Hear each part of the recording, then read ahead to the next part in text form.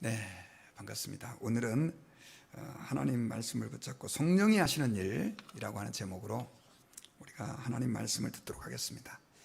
제가 지난주에 책을 한번 읽게 됐는데 그 책 중에 제목이 선을 넘지 않는 사람이 성공한다, 이런 내용이었어요.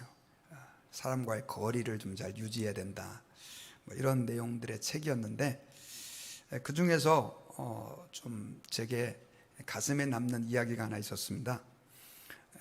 중국의 그 모옌이라고 하는 현대의 굉장히 유명한 중국의 작가입니다. 아마 들어보신 적이 잘 없으실 텐데 이분이 노벨 문학상을 받으신 분이에요. 그런데 그분이 시상대에서 하지 않아도 될 자기의 그 일종의 간증 같은 스토리를 얘기를 하게 됐습니다. 자기 일생에서 가장 고통스러운 일이라고 하는 내용을 가지고 얘기를 했대요. 이분은 어렸을 때 굉장히 가난했습니다. 그래서 종종 밭에 가서 보리 이삭을 주워 가지고 그걸로 생계를 유지하곤 했는데, 그런데 보리밭을 지키는 사람이 그 이삭을 줍는 어머니를 계속해서 시비를 걸고 툭툭 밀쳐서 넘어뜨리고 그러면서 아무 일도 없었다는 듯이 휘파람을 불고 떠나가고 그런 일들이 여러 번 있었던 거예요. 내가 누군가에게 그런 수모를 당해도 굉장히 기분이 나쁘고 화가 나는데 자기 어머니를 자기 눈앞에서 그렇게 막 고통을 주고 학대를 하니까 이 사람이 얼마나 마음에 분노가 있었는지 모릅니다. 그런데 어린 그가 할 수 있는 게 없었어요. 그러다가 오랜 세월이 지난 후에 이 사람이 보리밭을 만나던 사람을, 그 보리밭에서 보리밭을 지키던 사람을 다시 만났는데 예전의 모습은 이제 운대간도 없고 머리가 허연 백발이 됐고 병이 들었는지 기침을 콜록콜록하고 얼굴을 보니까 진짜 살 날이 얼마 안 남은 노인이 된 거예요. 물론 이제 본인도 성장을 했고 힘이 생긴 어른이 됐죠. 그래가지고 그 옛날에 그 어머니를 괴롭혔던 그 사람에 대한 분노가 치밀어 올라가가지고 그 사람에게 멱살을 잡고 이제 너 왜 그랬냐 하면서 이제 그 마음의 울분을 토해내려고 했는데 그때 어머니가 그 사람을 붙잡고 이런 얘기를 하더래요. 가지 마라 아들아. 나를 때린 그 사람은 이 노인과 결코 같은 사람이 아니다. 이런 얘기를 하더래요. 나를 때린, 나를 괴롭힌 그 사람은 지금 여기 있는 이 노인과 같은 사람이 아니다. 여러분, 이 말이 무슨 뜻이겠어요? 같은 사람이 맞아요. 그런데 오랜 세월이 흘러서 이제는 다른 사람이 됐다는 거죠. 그 사람이 회개를 하고 변화가 돼가지고 전혀 새 사람이 됐다는 의미가 아니라 그 사람을 놓아주라, 용서해라 라고 하는 메시지를 그 어머니가 준 거예요. 그러면서 그 책에서는 모연의 어머니는 큰 사랑으로 다른 사람의 과실을 너그럽게 용서하고 마음의 평안을 지켰다, 이렇게 얘기를 하고 있어요. 여러분, 누군가 우리에게 고통을 주었을 때 복수하고 싶은 마음, 이건 사람의 본능이죠. 내게 준 고통보다도 더 많은 것들로 갚고 싶은 것이 우리 인간의 본능입니다.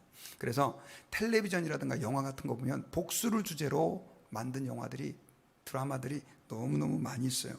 그런데 그 어머니는 그 복수를 포기하고 용서를 선택을 했습니다.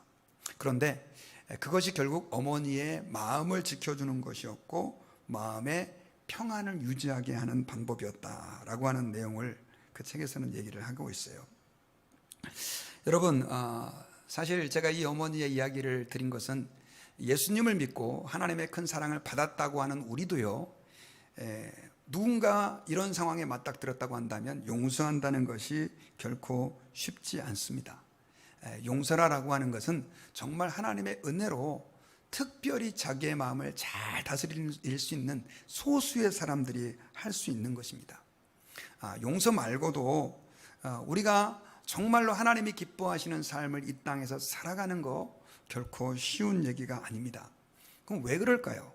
왜 그냥 용서하면 되는데, 사랑하기 힘든 사람 사랑하면 되는데, 하나님 말씀대로 그냥 살아가면 되는데 왜 그게 안 될까요? 그 이유는 제가 지난주에 말씀드린 것처럼 우리 안에 있는 죄성 때문에 그래요. 죄성.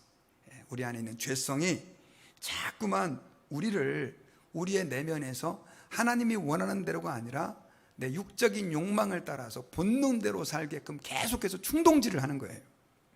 그러다 보니까 결국은 사람은 끊임없이 그 육체의 욕심을 따라서 자기의 삶을 살게 되는 그런 경향들을 가지게 된 것이죠. 이것은 예수님을 믿는 사람에게도 마찬가지입니다. 예수님을 믿어서 우리 안에 성령이 들어오시고 예수님을 믿어서 우리가 하나님의 자녀가 되었다 할지라도 하나님의 자녀가 된 순간 우리 안에 있는 그 죄성들이 다 사라지는 게 아니에요. 어떻게 말하면 그대로 남아있는 거예요. 그러다 보니까 예수님을 믿는 사람들은요, 이 마음 속에서 두 가지 마음이 늘 피 튀기는 전쟁을 하는 것처럼 싸우는 것을 느끼게 됩니다. 하나님의 뜻대로 살아보려고 하는데 그렇게 하지 못하게 하는 나의 그 육적인 그 죄성이 내 안에서 나를 괴롭히는 거죠. 그래서 사도 바울은 뭐라고 고백을 했냐면, 오라 나는 공고한 사람이로다. 이 사망의 몸에서 누가 나를 건져낼꼬 라고 하는 탄식을 했습니다.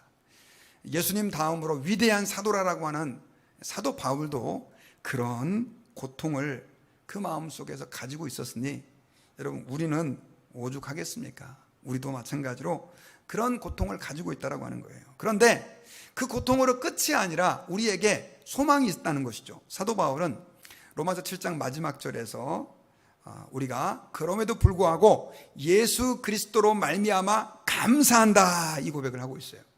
예수 그리스도로 말미암아 감사한다. 왜냐하면 그런 절망적인 우리에게 이제는 한 줄기의 빛이 비쳤는데 그 빛이 바로 예수 그리스도, 우리를 모든 죄와 고통 가운데서 해방시켜 주신 예수 그리스도께 소망이 있다라고 말하면서 예수 그리스도로 말미암아 감사한다라고 말씀하며 고백하며 7장을 마무리해요.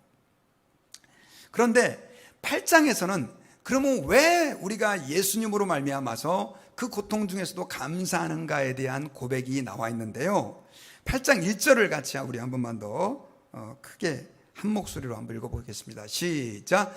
그러므로 이제 그리스도 예수 안에 있는 자에게는 결코 정죄함이 없나니, 2절. 이는 그리스도 예수 안에 있는 생명의 성령의 법이 죄와 사망의 법에서 너를 해방하였습니다.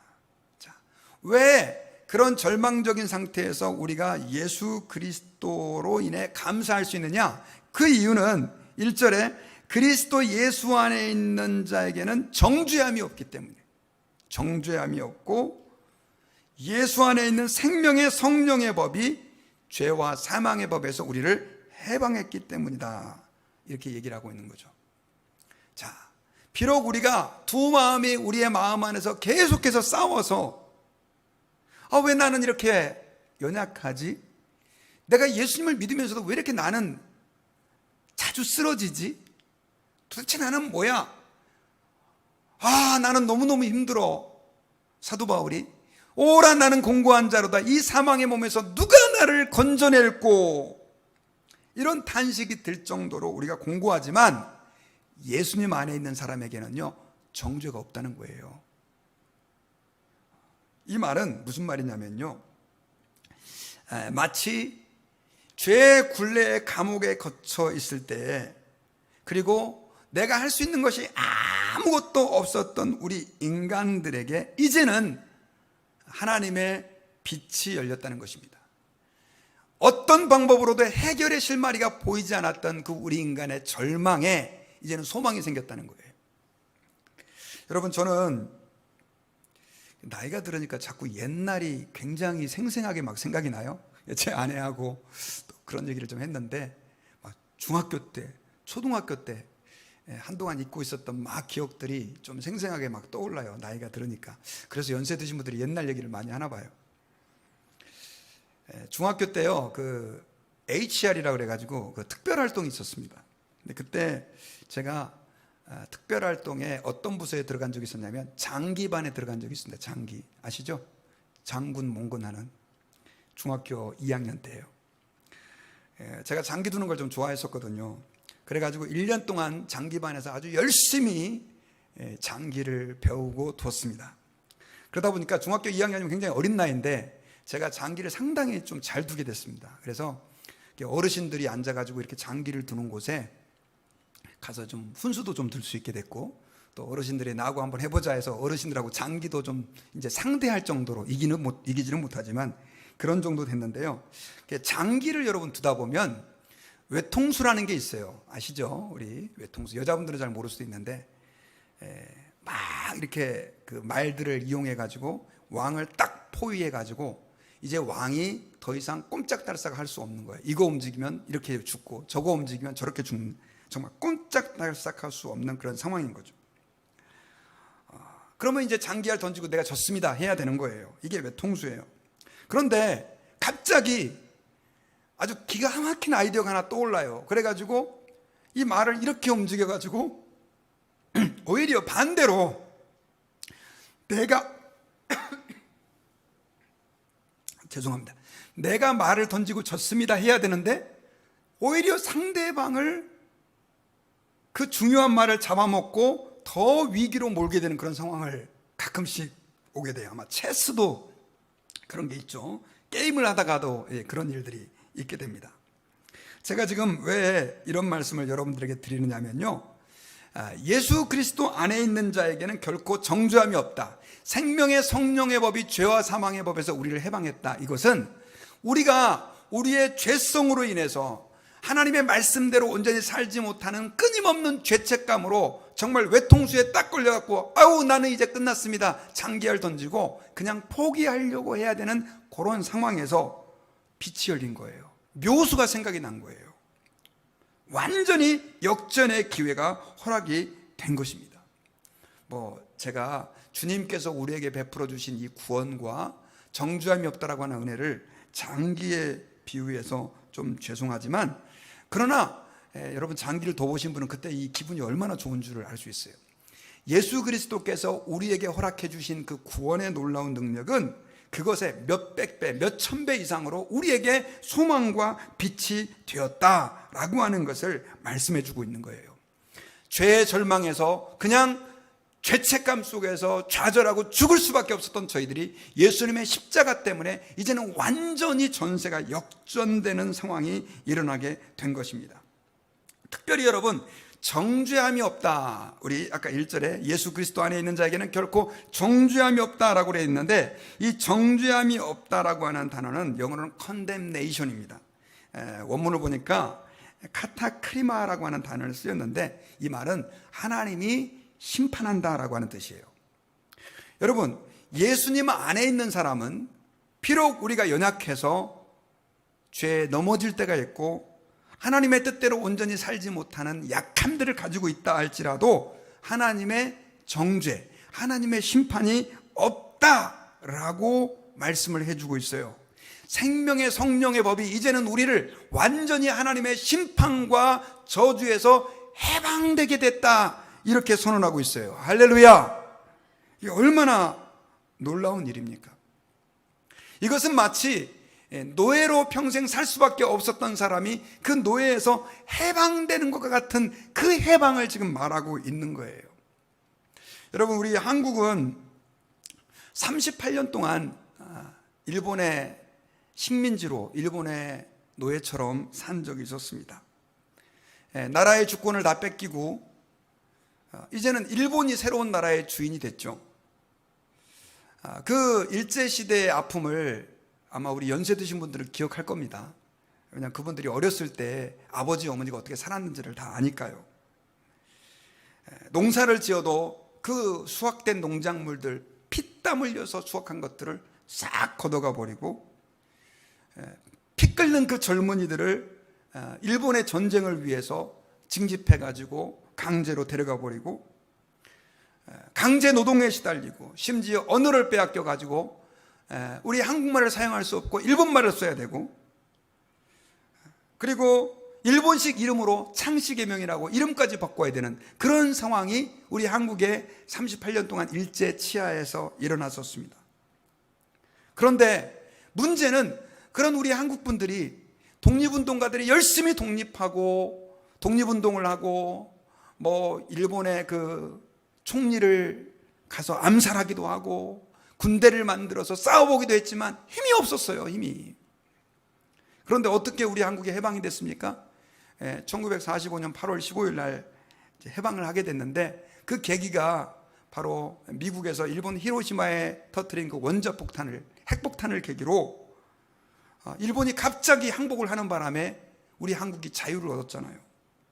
저는 그때 그 기록된 영상을 잠깐 본 적이 있는데, 사람들이 얼마나 기뻐하는지 태극기를 들고 나와가지고 대한독립 만세 만세 이렇게 외쳤었습니다. 여러분, 별로 한 것도 없고 할 능력도 없었던 우리 한국이 정말 하나님의 크신 은혜로 독립을 맞이할 수 있게 됐어요. 만약 그렇지 않았다고 한다면 지금 어떤 상황이었을지 우리는 상상하기도 어려운 그런 일이었었습니다. 여러분, 우리가 하나님 아버지 앞에서 죄의 종이 되었다, 혹은 죄의 굴레에 있었다, 또 절망의 상태에 있었다라고 하는 것은 뭐냐면, 이제는 우리 인간이 하나님이 주시는 그 율법, 그리고 그 율법을 지키지 않는다는 전부 다 심판한다라고 하는 그 두려움, 절망 아래서 말 그대로 어떻게 할 방법이 없었던 거예요. 가끔씩 어떤 사람들은요, 엄청나게 자기를 수양하고 노력을 해가지고 한번 하나님이 기뻐하시는 대로 한번 살아보자 노력을 하지만, 문제는 좀 하는 것 같아도 안 되는 거예요. 자꾸만 실패하는 거예요. 그래서 여러분, 제가 말씀드렸던 마르틴 루터 같은 경우는 그 성당의 계단을 무릎으로 기어내리고 자기 몸을 채찍질하고 온갖 고문을 다 통해서 자기의 죄성을 죽여보려고 하지만 안 되는 거예요. 그래서 그분이 나중에 어떻게 선언합니까? 로마서 1장을 보다가 오직 의인은 믿음으로 말미암아 산다. 우리가 뭔가를 노력해서 하나님의 그 심판을 면할 수 있는 게 아니라 오직 예수 그리스도를 믿음으로 그 일이 이루어진다라고 하는 것을 선언하면서 결국 종교개혁이 시작된 거예요. 여러분, 우리가 예수님을 믿는 거는 예수 믿으면 그분이 내 병 고쳐주고, 예수 믿으면 그분이 내 자식 잘 되게 해주고, 예수 믿으면 그분이 내 마음에 평안 주고, 그래서 믿는 게 아니에요. 그것은 하나님이 주시는 외적인 선물이에요. 가장 중요한 선물은 뭐냐면, 저와 여러분들이 예수님을 믿으면 하나님의 무시무시한 심판의 그 그늘에서 완전히 해방되었다라고 하는 것입니다. 할렐루야! 자유하게 된 거예요. 제가 장기판 얘기했고, 일제시대의 압제에서 해방된 우리 한국 민족을 얘기했는데, 이것과는 비교할 수 없는, 정말로 내 평생 찬송하며 감사해도 다 표현할 수 없는 그 해방이 우리 예수 믿는 사람에게 주어진 거예요. 그러니까 로마서 8장 1절에 그런즉 누구든지 그리스도 예수 안에 있는 자에게는 결코 정죄함이 없나니 예수 안에 있는 생명의 성령의 법이 죄와 사망의 법에서 우리를 해방했다. 이거는 여러분, 우리가 달달달 외우고 틈만 나면 하나님께 감사하고 감격해야 할 우리의 고백이라는 거예요. 그런데 어떻게 그럼 그 일이 이루어졌느냐? 8장 3절에 보니까요, 우리 3절을 같이 한번 읽어볼까요? 자, 시작. 율법이 육신으로 말미암아 연약하여 할 수 없는 그것을 하나님은 하시나니 곧 죄로 말미암아 자기의 아들을 죄 있는 육신의 모양으로 보내어 육신의 죄를 정하사 육신을 따르지 않고 그 영을 따라 행하는 우리에게 율법의 요구가 이루어지게 하려 하심이니라. 자, 여기서 지금 뭘 얘기하고 있냐면요, 하나님은 우리에게 율법을 좋은 의도로 주셨어요. 너희들이 하나님의 백성이 이렇게 살아야 돼. 그런데 문제는 우리 안에 뭐가 있다고요? 타락한 죄의 본성이 있는 거예요. 하나님의 말씀대로 살아야 되는데 안 되는 거예요. 살라고 노력하면 노력할수록 이제 내가 한 단계 올라간 것 같은데 거기 보니까 더 큰 문제가 있고, 한 단계 올라가니까 더 무서운 자기 안에 죄성이 있는 걸 발견하는 거예요. 그러니까 여러분 알고 계시는 성철스님이라고 하는 분, 산은 산이요 물은 물이다 이렇게 선언하고 돌아가신 분이 계시잖아요. 이분은 15년 동안 앉아서 잤답니다. 그래서 그분이 돌아가셨을 때 굉장히 큰 이슈가 됐었어요. 엄청난 수행을 하신 분이세요. 그런데 그분이 돌아가시면서 이렇게 고백을 했어요. 내가 사람들을 속였다. 내 죄가, 이게 수미산이 중국에서 제일 높은 산이거든. 내 죄가 수미산을 넘는다. 내가 무관지옥에 떨어진다. 그러면서 이분이 돌아가셨어요. 여러분, 우리 인간은 내가 뭔가 수행해서 노력해서 의롭게 될 수 없어요. 하지만 계속해서 우리 인간은 죄책감으로, 왜냐하면 하나님의 뜻대로 살지 못하는 우리의 연약함 때문에 우리의 양심은 계속해서 우리를 더 좌절하게 해요. 그런 우리를 하나님은 어떻게 자유케 해주셨냐면 바로 예수님을 우리에게 보내주십니다. 예수님은 온 세상을 창조하신 창조주 하나님이세요. 성자 하나님이세요. 그런데 그분이 우리 죄를 가진 육신과 같은 사람으로 이 세상에 2000년 전에 오십니다. 그래가지고 우리의 모든 죄를 다 짊어지시고 십자가에서 우리가 받아야 할 형벌을 그분이 대신 당하시게 된 겁니다. 우리 3절 다시 한번 봅시다. 율법의 육신으로 말미암아 연약하여 할 수 없는 그것을 하나님은 아시나니 곧 죄로 말미암아 자기 아들을 죄 있는 육신의 모양으로 보내어 육신의 죄를 정하사. 예수님에게 우리의 모든 죄를 다 떠넘긴 거예요. 그리고 4절에 보니까 육신을 따르지 않고 영을 따라 행하는 우리에게 율법의 요구가 이루어지게 하려 함이라.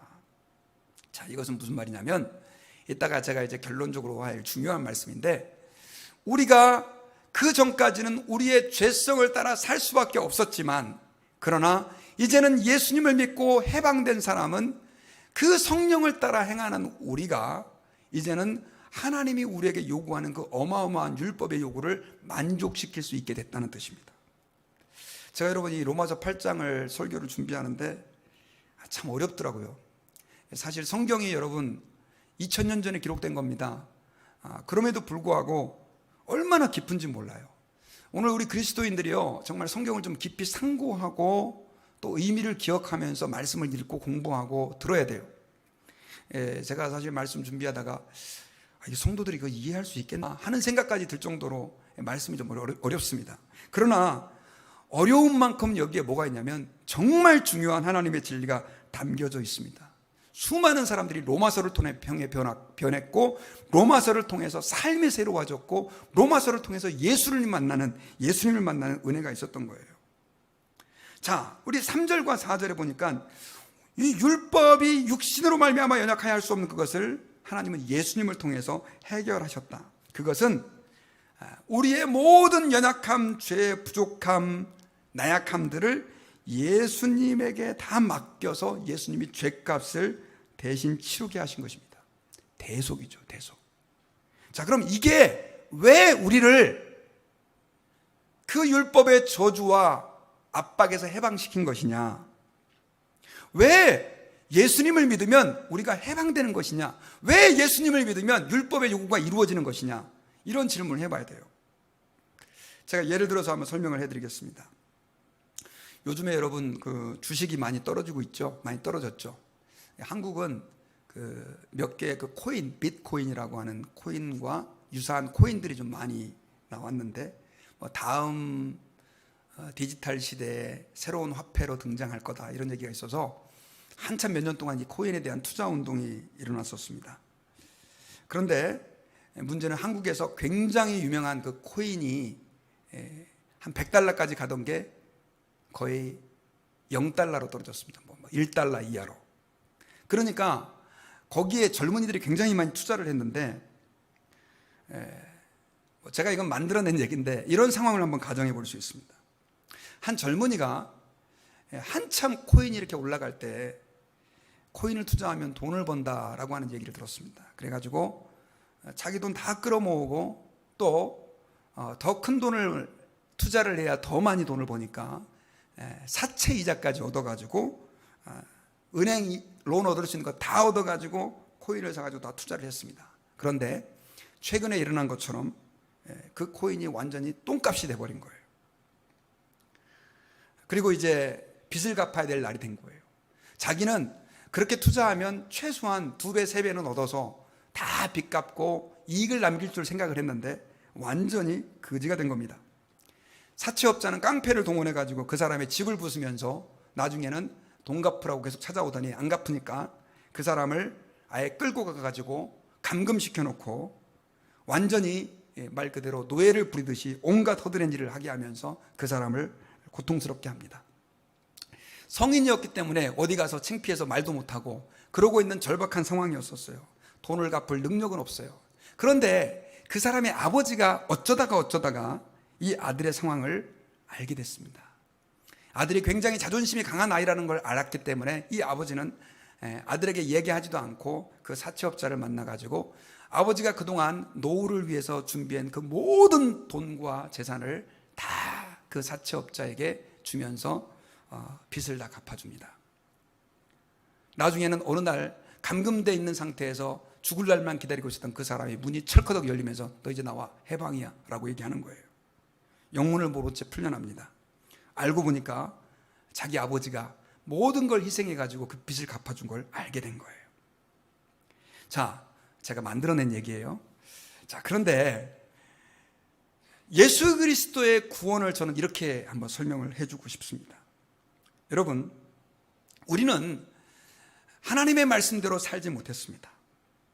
계속해서 하루하루 더 사는 만큼, 나이가 먹은 만큼 계속해서 죄를 축적시키는 악한 일들을 행한 것입니다.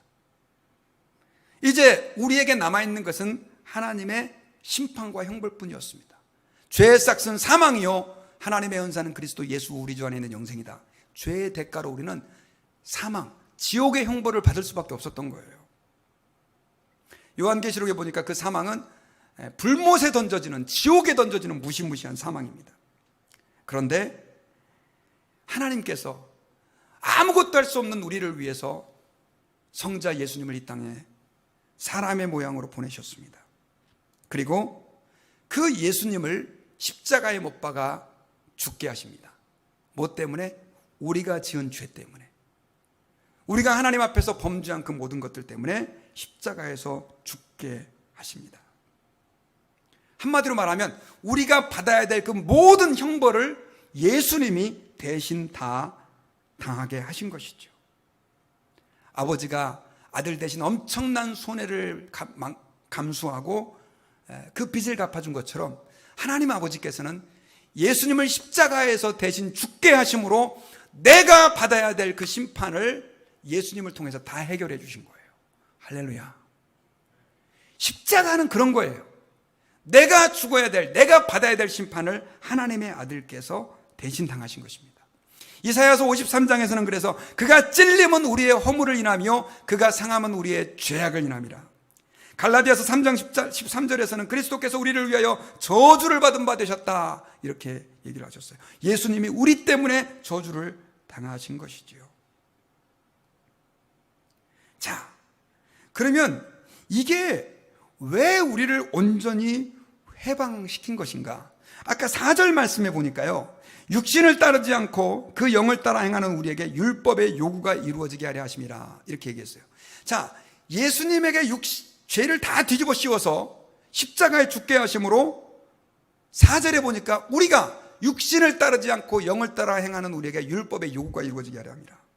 자, 여러분, 이게 무슨 말이냐면요, 하나님은 우리에게 율법을 좋은 의도에서 주셨어요. 하지만 우리 인간의 죄성은 계속해서 율법을 거스리는 거예요. 그러다 보니까 율법의 요구를 우리 인간은 따라 살지 못하고 오히려 심판을 자초하는 그런 상황에 처해진 거죠. 그런데 하나님께서 예수님을 통해서 이걸 한 번에 다 해결하신 거예요. 십자가에 하나님의 아들 예수님을 죽게 하심으로 이제는 더 이상 우리가 하나님의 심판과 정죄를 받을 필요가 없게 된 것이다 라고 하는 것입니다. 이걸 하나님께서는 가르쳐 주시기 위해서요, 구약시대에 계속해서 동물제사를 드리겠습니다. 동물제사를. 내가 죄를 짓잖아요. 그러면 하나님 아버지 앞에 동물을 가지고 와가지고 그 동물의 머리에 안수를 하고, 그리고 그 동물을 죽여서 각을 떠서 피를 제단에 뿌리고 불태워서 하나님께 드렸어요. 이 동물제사의 의미가 뭐냐? 이 동물이 바로 내가 심판받아야 될, 내가 하나님의 말씀대로 살지 못하고 죄를 지어서 만들어 놓은 하나님의 진노, 하나님의 심판을 동물이 대신 당하는 거예요. 그래서 예수님을 세례 요한은 뭐라고 고백했냐면, 보라 세상 죄를 지고 가는 하나님의 어린 양이로다라고 고백을 한 거예요. 우리의 죄를 대신 지신 분이 된 거예요. 여러분, 저는 이런 상황을 여러분들께 한번 또 가정을 해서 설명을 좀 해드리고 싶습니다. 군대에서 젊은이들이 군대를 많이 가잖아요. 그런데 요즘 젊은이들은 또 옛날 같지가 않아가지고 뭐 인내심도 부족하고 또 그런 통제된 환경 속에서 굉장히 힘들어하는데, 한 군인이 하지 말라고 하는 짓을 했어요. 사고를 쳤어요. 그래가지고 상관이 그 사고 친 군인을 모아놓고 이제 벌을 주는데, 어떤 벌을 줬냐면 눈을 가리게 합니다. 그리고 나서 운동장에다가 직선을 쫙 그어놓고, 너 눈을 가리고 그 직선을 따라 걸어가. 직선을 벗어날 때마다 몽댕이로 한 대씩 맞을 거야. 이런 벌을 준 거예요. 그런데 깝깝하죠. 그런데 한 똑똑한 이 군인은, 똑똑한지 안 똑똑한지 잘 모르겠지만, 저 이거 아무래도 잘 못할 것 같습니다. 저하고 딜을 하십시다. 상관님, 제가 아무래도 한 20번 정도 이 길을 벗어날 것 같으니까 저한테 미리 20대를 때려 주십시오. 그렇게 얘기한 거예요. 제가 이 길을 가긴 가겠지만 저는 미리 다 맞겠습니다. 그러니까 여기에 참 이게 뭐라 그럴까요? 독특한 아이디어를 제공했잖아요. 그래가지고 결국은 20대를 때렸어요. 한 친구는 한 대도 안 맞고 그 선을 눈 가리고 가고 있는데, 한번 생각해 보세요. 눈 가리고 선을 가는데 얼마나 제대로 갈 수 있겠습니까? 벗어나면 맞고. 그런데 이 친구는 이미 앞에서 20대를 다 맞았으니까 벗어나도 맞아요, 안 맞아요? 안 맞죠. 왜? 미리 다 매를 맞았으니까. 여러분, 예수님을 믿는다라고 하는 것은 뭘 의미하냐면요, 자, 우리가 죄를 지어서 받아야 될 그 심판을 예수님이 전부 다 십자가에서 완전히, 내가 과거에 잘못했던 것, 또 현재 잘못하는 것, 미래에 지을 죄까지를 다 심판을 받으시게 된 것입니다. 그러니까 율법이 만약에 입이 있다고 했을 때, 야, 너 왜 이렇게 말씀대로 안 살아? 그러면 우리는 이렇게 얘기할 수 있는 거죠. 예수님이 이미 다 매를 다 맞으셨습니다. 십자가에서. 이렇게 율법한테 얘기할 수 있는 거죠. 지금 이렇게 얘기를 하고 있는 거예요.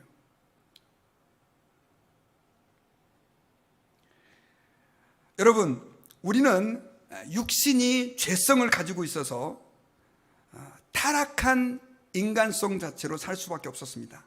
그대로 가다가는 이제는 영원히 지옥의 형벌을 받을 수밖에 없게 된 상태가 된 것입니다. 그런데 예수님이 십자가에서 죽으시고 우리의 모든 죄를 대속함으로 인해서 이제는 you are free, 하나님 앞에서 자유케 되었고 하나님의 심판이 더 이상 우리에게 위협이 되지 않게 된 것입니다. 왜냐? 예수님이 다 그 심판을 받으셨기 때문에 그렇습니다. 이게 예수 믿는 사람들에게 주신 복음이요 은혜예요.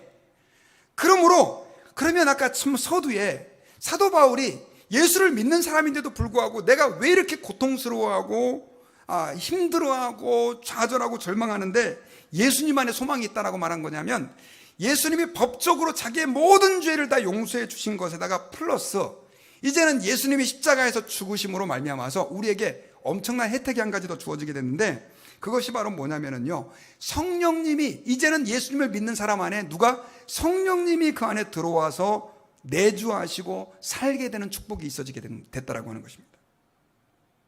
성령님이 우리 안에 살게 되어서 이제는, 옛날에는 죄성이 나를 끌어갔어요.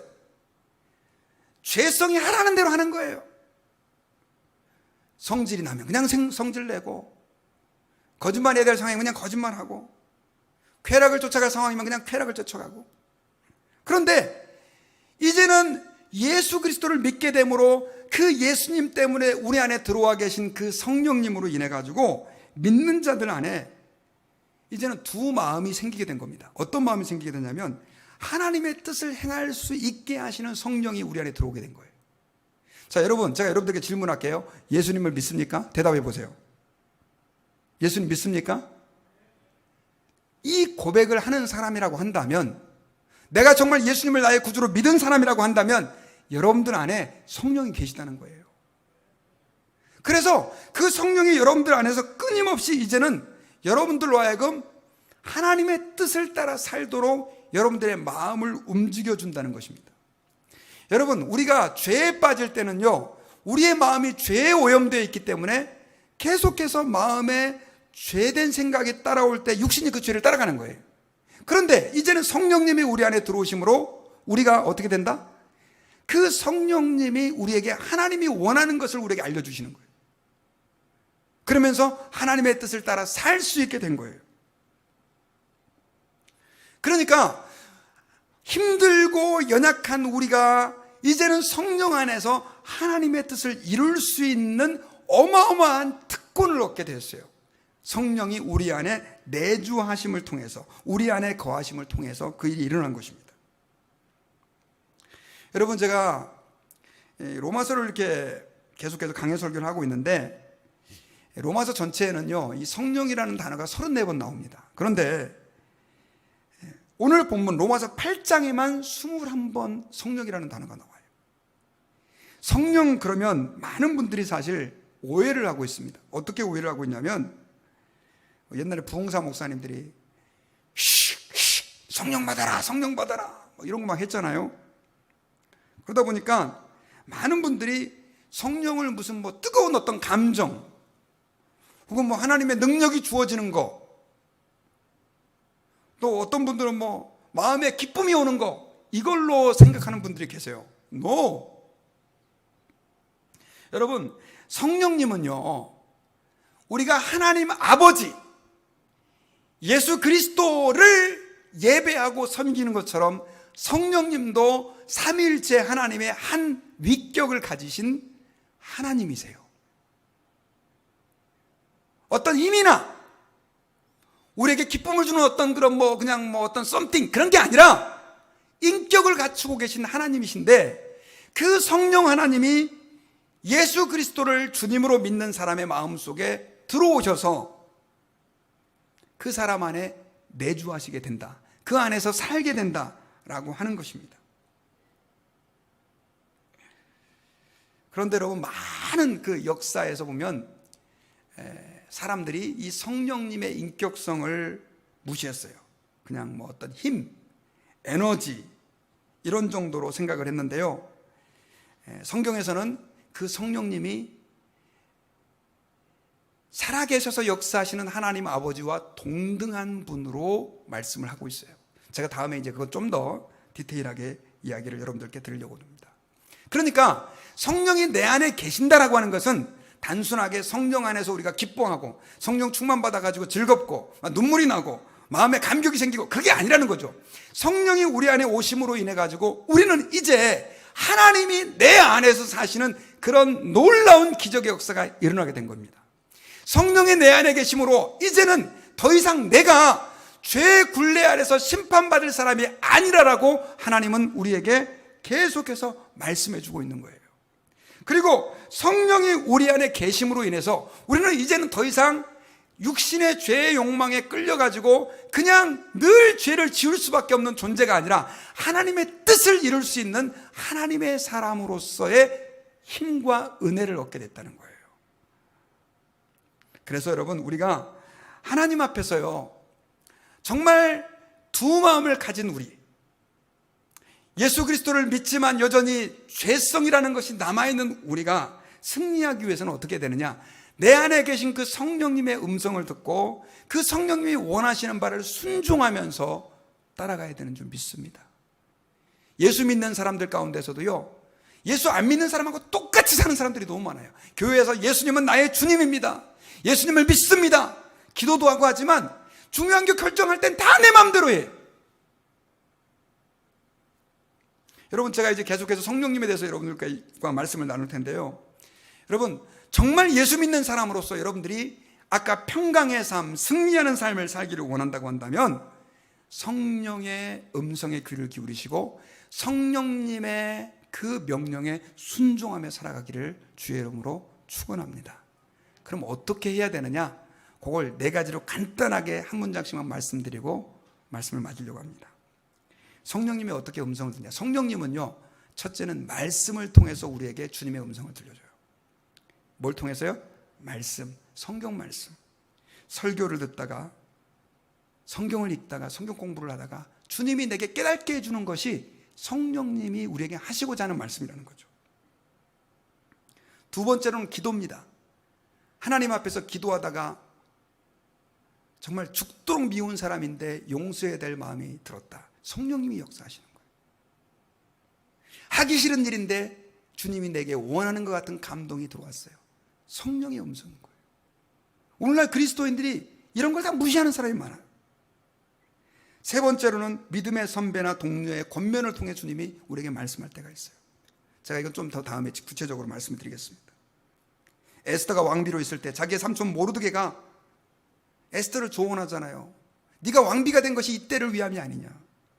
그래서 그 모르드게의 말을 듣고 이스라엘 민족 전체를 구원하게 돼요. 하나님의 성령님은 때로는 사람을 통해서 역사하셔요. 마지막 네 번째로는 환경을 통해서 역사하세요. 바울이 아시아로 선교를 가려고 그러다 계속 길이 막혀요. 그래서 유럽으로 방향을 틀게 됩니다. 마케도냐 사람의 환상도 있었지만 환경의 역사가 있는 거예요. 성령님은 이 네 가지로 말씀을 해주세요.